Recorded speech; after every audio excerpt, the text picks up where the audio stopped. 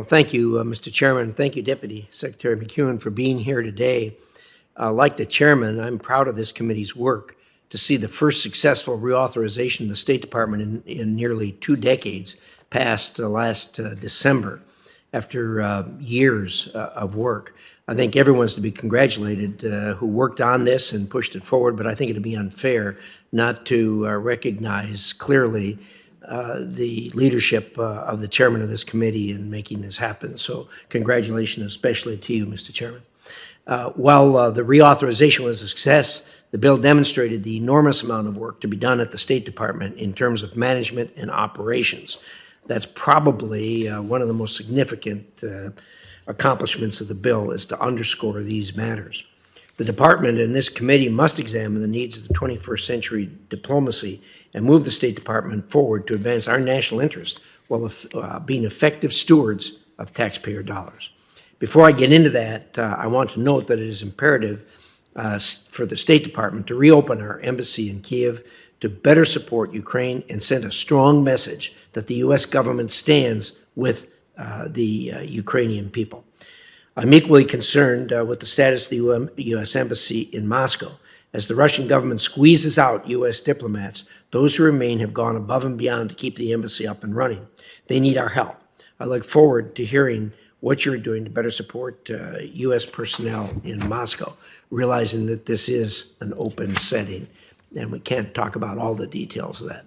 When it comes to 21st century diplomacy, we must start with the basics, getting our diplomats outside of embassy walls and meeting with local populations, just like diplomats used to do. We need a State Department that is firing on all cylinders in order to compete with Chinese, Russian, and Iranian adversaries who don't have the restrictions our diplomats do. To begin addressing this issue, I have a bill recently passed out of committee that updates how state investigates security incidents abroad in order to rebalance the State Department's risk calculus. I would appreciate your thoughts on that legislation. I'm also currently working on an update of security requirements for our embassies that make it easier for our diplomats to access local populations, while also saving the U.S. taxpayers millions of dollars. While we make it easier for our diplomats to get out and about, we must make sure we are doing our best to protect them. Anomalous health incidents, or Havana syndrome as it's known, still needs to be addressed, and quickly.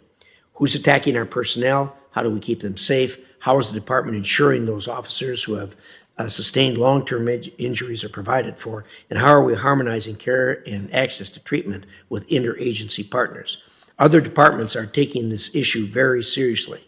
I would appreciate you addressing these questions. The State Department needs to do this. Also, U.S. diplomats in China are spending time in fever prisons. The treatment of our personnel is deeply disturbing, and I want to know what state is doing about that. While the State Department is generally focused outward on foreign audiences, the department also provides services directly to the American public.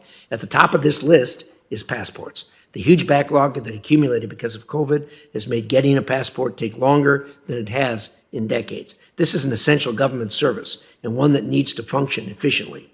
Without passports, U.S. citizens can't travel the world to promote American business. And without visa services, foreigners can't come to America and spend money. The Idaho economy, and indeed the economy of all states, benefits enormously from tourism and foreign seasonal workers, and we need passport and visa systems functioning in order to continue benefiting. I hope you can provide us with an update on the department's efforts to achieve that. The enacted State Department authorization requires that starting in January, most special envoys will have to come before this committee. I look forward to this new process of greater congressional scrutiny of senior officials who are handling substantive and sensitive portfolios. After 18 years without an authorizing bill, the department has a lot of catching up to do. Last year's bill was a good start, and I look forward to continuing our work to get the department into shape to address 21st century threats. Thank you, Mr. Chairman. Thank you.